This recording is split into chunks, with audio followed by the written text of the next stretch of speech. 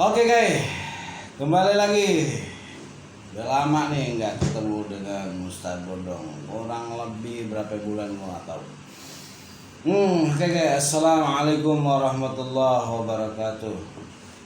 Allahumma sholli wa sallim ala sayyidina Muhammad wa ala ali sayyidina Muhammad. Udah lama kita nggak ketemu. Ustadz Bodong lagi sibuk. Banyak sibukan, jadi nggak usah gimana-gimana ya. Kenapa gue telat ngupload? Banyak urusan dah pokoknya dah. Karena ini tinggal sisa satu nih buat yang gue upload. Kali ini gue ngebahas tentang sholat. Kelihatannya nggak seberapa, tapi sangat-sangatlah penting. Jadi bab sholat nih, sholat. Kayak kita bahas sholat. Jadi gue langsung aja, nggak basa-basi, nggak a i u e o lagi. Karena apa ya? Tadi dulu. Ya, kurang kayak gini kayaknya. Shit. Karena ada satu keterangan, gue lupa ya, karena Ustadz Bodong. Ada satu keterangan, jika seseorang, apa sih bahasanya? Jika seseorang tidak melaksanakan selama hidupnya satu kali dia nggak sholat, itu satu kali nggak sholat, di pintu neraka itu dicatat namanya. Kalau Ustadz Bodong satu kali nggak sholat selama hidupnya, itu di pintu neraka dicatat. Ustadz Bodong nggak sholat. Terus bagaimana yang nggak pernah sholat? Terus bagaimana yang belang bentong? Terus apalagi yang nggak belajar, yang nggak ngaji, yang nggak taklim? Aduh, banyak banget itu. Jadi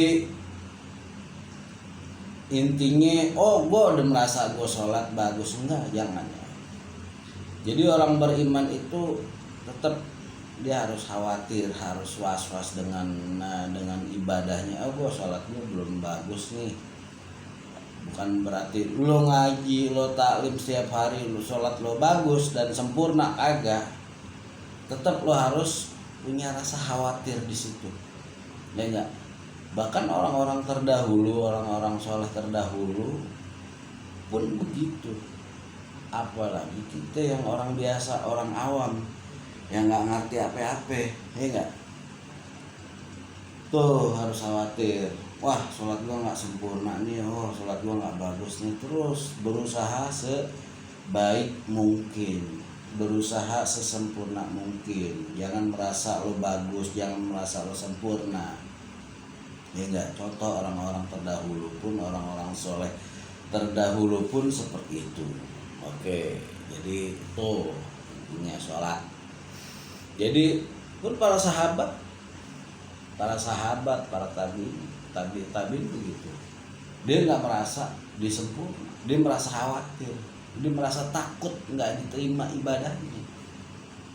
Terus kita sok-sokan, gue udah hebat, gue udah ngaji mulu.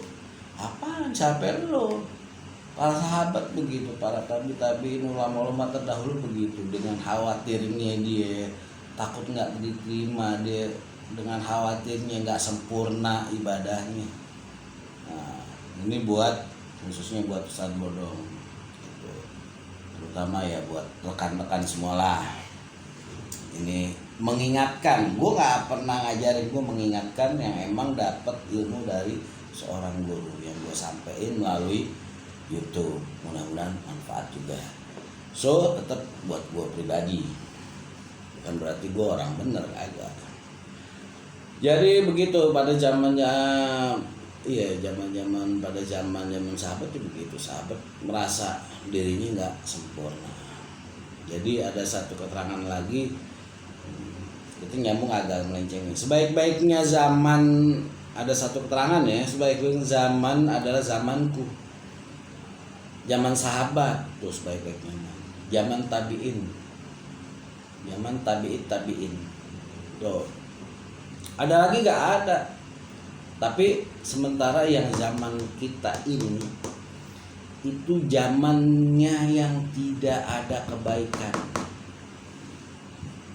Ini zaman kita, zaman sekarang udah nggak baik-baik. Kita harus mawas diri, kita harus banyak memperbaiki diri, banyak fitnah, ya nggak, yang katanya A nggak taunya B. Udah nggak ada bagus-bagusnya zaman sekarang, zaman kita ini udah nggak ada bagus-bagusnya. Hati-hati, kita jaga diri, jaga keluarga deh, rapihin semuanya, biarin orang lain mah, ya nggak. Jaga diri kita, anak kita, bini kita, keluarga kita, baik-baikin, biar baik-baik di rumah, rapihin semuanya. Ini buat gue pribadi, buat teman-teman para YouTuber juga yang lain lah. Terus ada juga sebaik-baiknya zaman setelah zaman Nabi, yaitu zamannya Imam Mahdi nanti, kita nggak tahu kapan. Sama dengan zamannya Nabi dan zaman sahabat nanti suatu zaman nanti, kita nggak tahu kapan. Jadi siap-siap apa sih? Oh iya. Jadi balik lagi tentang sholat. Barang siapa mendirikan, ada keterangan ya, satu, artinya barang siapa mendirikan sholat maka dia mendirikan agama. Barang siapa tidak mendirikan sholat itu berarti dia menghancurkan agama. Ada keterangan seperti itu, ya enggak. Orang itu, satu keluarga atau seseorang itu hancur karena meninggalkan sholat, hancur secara individu. Hancurnya apa sih? Bukan hancur dalam arti kata apa sih, keberkahan kali ya, nggak ada. Toh para koruptor, ya nggak, bahasanya maling sebenarnya, cuman kelas atas doang, ya nggak. Toh dia sholat, toh dia ibadah, toh dia haji, tapi dia koruptor karena dia nggak benar, karena dia tidak mengikuti syarat dan ketentuan yang berlaku, tidak mengikuti syaratnya, rukunnya, maka tidaklah sempurna. Hancurlah akhlaknya, hancurlah, kita nggak tahu bagaimana keluarganya, tidak ada keberkahan, ya, tidak ada keberkahan. Jadi mudah-mudahan tetap kita, maksudnya melaksanakan sholat itu tetap ada kata mudah-mudahan diterima oleh Allah. Mudah-mudahan diterima dengan mengikuti syarat, sunnah dan ketentuan yang berlaku yang sudah diajarkan oleh para guru-guru. Gitu. Gimana udah diajarkan? Ya lo belajar ngaji sono. Pola dulu ini ngaji, menuntut ilmu. Bahasa orang kampung ngaji. Gitu. Mudah-mudahan diterima. Jadi tetap ngikutin syarat dan ketentuan. Kalaupun dia melakukan tidak baik, itu pasti ada sesuatu hal yang kita nggak tahu, itu urusan Tuhan dah, ya enggak. Oh dia udah sholat, udah ibadah, udah ngaji, tapi masih begitu aja. Udah, kita nggak tahu, ada sesuatu hal, balik lagi kepada Tuhan ya enggak. Jadi karena orang ada yang bilang, ngapain lo sholat tunggang-tungging gak pukul lagu, tetap aja lo miskin. Nah itu disebut kafir. Ada orang ngomong gitu, kafir menurut Imam Syafi'i kalau nggak salah ya, mudah-mudahan. Jadi ada orang bilang begitu, itu kafir. Ngapain lo sholat tunggang-tungging, miskin aja lo, tetap kafir tuh, dicuekin aja. Ataupun mendingan gini lah bahasa, aku lagi males, lagi bete dan nggak sholat, ya udah, dan tetap ada hitungannya. Mendingan itu ketimbang yang bilang ngapain lo sholat tunggang-tungging, mendingan itu. Tetap ada hitungannya, ada hisab. Ya bahkan dalam satu keterangan lagi, jika satu orang dalam satu atap, satu rumah tidak sholat satu orang, ya enggak, itu dilaknat rumah itu. Oh sorry, satu keluarga nih, satu orang nggak sholat, dilaknat, bahkan ditutup rahmatnya sama Tuhan. Apa sih spesifikasinya dilaknat atau ditutup rahmatnya? Entah disusah mulu orang, entah dia menderita mulu, entah sakit mulu, entah belangsak mulu, mau apa aja ada aja gitu, nggak ada habis-habisnya kayak sinetron, ya nggak, susah mulu kagak sudah. Nah itu maknanya banyak dah. Jadi spesifikasinya seperti itu atau deskripsinya dari bahasa, gue nggak ngerti itu bahasanya. Jadi mana dilaknat sama Tuhan atau ditutup rahmatnya itu masalah nggak ada habis-habisnya, entah sakit, entah a i u e o, ada aja deh. Enggak, oh satu orang lo nggak sholat di rumah lo udah masalah. Makanya jaga anak bini kita, jangan pernah ninggalin, terutama lo nih orang-orang laki sebagai kepala keluarga. Enggak, jangan kata cinta doang tapi nggak ada aplikasinya. Kasih namanya Android. Tuh satu orang nggak sholat, udah wassalam tuh rumah. Enggak, satu orang jaga tuh, perhatiin anak-anak bini lo tuh. So bahkan satu keterangan lagi, yang pertama dihisap di akhirat nanti, dihisap, yang dihitung itu adalah sholat. Yang pertama ditanya sholat. Sholat berarti sangatlah penting dalam keadaan apapun. Lo mau sakit, lo mau di perjalanan, ya enggak, lo pasti tahu lah ini kan hal yang umum. Lo sakit nggak bisa bangun, ya tiduran, mesti tidurnya duduk, dia nggak berbaring, nggak bisa, tetap lo sholat, ngedipkan mata, nggak ngedipin mata, semuanya nggak bisa, ya udah disolatin, kelar, mati berarti, ya nggak. Maka kalau sempurna atau baik telah dipelajari semuanya. Nah maka kalau sempurna itu baik dan dipelajari semuanya, dari mulai syarat, rukun, yang wajibnya itu disebut sempurna. Kita makna sempurna nih apa sih?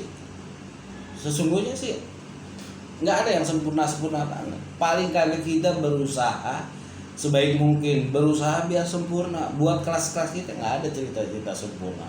Bahkan para sahabat, para tabi-tabi itu, para orang-orang terdahulu itu nggak merasa sempurna. Tetap kita berusaha biar sempurna. Bagaimana sih? Tetap berusaha semaksimal mungkin, sekuat tenaga biar sempurna. Sholat kita biar benar. Jadi mengikuti hukum qauli itu mulai dari takbiratul ihram, baca Fatihah, ya enggak, terus tahiyat akhir, sholawat kepada Nabi dan salam, itu ada 5 hukum qauli. Tapi intinya dua tuh, Fatihah sama tahiyat akhir tuh yang intinya. Lo 2 ini udah top. Fatihahnya lo biar bener, bacaannya biar bener, biar fasih, makhrajnya semuanya. Tahiyat akhir pun begitu, biar bener. Ingat, sebenarnya sih intinya gampang semua kalau lo mau belajar. Udah Fatihah lo biar bener, bacaannya biar bener. Tuh Fatihah tuh dari mulai makhrajnya, hurufnya, tajwidnya semua benar. Udah rapih, sempurna. Dan kalau lo ini apa sih bahasanya? Termasuk dalam arti kata di atasnya, maksudnya tidak boleh mentikopkan sunnah jadi wajib jadi sunnah. Kalau lo umpamanya sedekah wajib, nggak boleh, lo nggak sempurna, jadinya ke bawah ke situ. Jangan mengiktikotkan seperti itu. Wajib jadi sunnah pun jadi wajib, jangan. Maka tidak akan sempurna ke situ, masuk ke situ. Jadi sempurna terus mengikuti syarat dan ketentuan, ya nggak, mulai dari lo bacaannya, wudunya, tempatnya, pakaiannya bersih, menghadap kiblat, tertib dah. Lo biar pengen tahu lagi lebih detail itu, lo ngaji, belajar, dah. Ini cuman balik lagi kepada lo belajar ngaji biarpun nggak sering karena gue juga males kalau lagi males. Tapi jangan ikutin gue, salah, harus rajin. Jadi sudah mengikuti tata cara yang semua tuh rapi dalam ibadah, dalam sholat, itu disebut orang yang beruntung dalam satu keterangan. Itu semuanya udah rapi, maka amal-amal yang lain itu insya Allah diterima. Amal-amalan yang lain apa sih? Lo sodako, pergi haji, itu cuma gara-gara sholat. Lo sholat lo benar, habis semua diterima semuanya. Tapi sholat lo nggak benar, oh amalan lo habis semua. Yang lo sodako setiap bulan, setiap minggu, setiap hari, bahkan ibadah haji lo tuh hancur, nggak manfaat, nggak guna. Ini patokannya sholat. Gitu. Penting banget tuh, ya enggak. Jadi kalaupun sebaliknya amalan lo sia-sia, kalau lo sholat lo nggak bener, nggak rapi, nggak sempurna, ya enggak. Tuh gara-gara sholat doang semua amalannya habis. Jadi begitu intinya tentang sholat, jangan lupa tuh. Intinya ini zaman, balik lagi tentang sholat dan zaman. Ini tidak ada kebaikan di zaman. Jaga diri lo, kan ada satu keterangan lagi. Jagalah dirimu dan keluargamu dari api neraka. Ini pas banget. Lo jaga keluarga lo, anak bini lo, biar pada ngaji, biar pada ibadah. Lo ngaji tong, lo ngaji neng, lo sono. Enggak, ini buat gua pribadi. Ini serangan buat seorang kepala keluarga begitu. Oke, gitu aja dah, nggak basa-basi. Gue mudah-mudahan manfaat dan manfaat buat gue pribadi, buat lo pada semuanya deh. Intinya jagalah dirimu dan keluargamu dari api neraka. Lo jaga di zaman ini gak ada bagus-bagusnya, serem. Persiapkan anak-anak kita ini menjadi anak-anak yang kuat, menghadapi zaman yang gila ini. Waduh, apalagi nanti ini tanggal 27, gila, 27 Desember 2022. Lo bentar lagi ketemu tahun baru 2023. Makin serem. Persiapkan biar anak-anak kita yang kuat, sehat, menghadapi zaman yang gila. Ya enggak, nih zaman ini nggak ada bagus-bagusnya deh, nggak ada bagus-bagusnya zaman. Jadi begitu, wallahu alam bishawab. Assalamualaikum warahmatullahi wabarakatuh.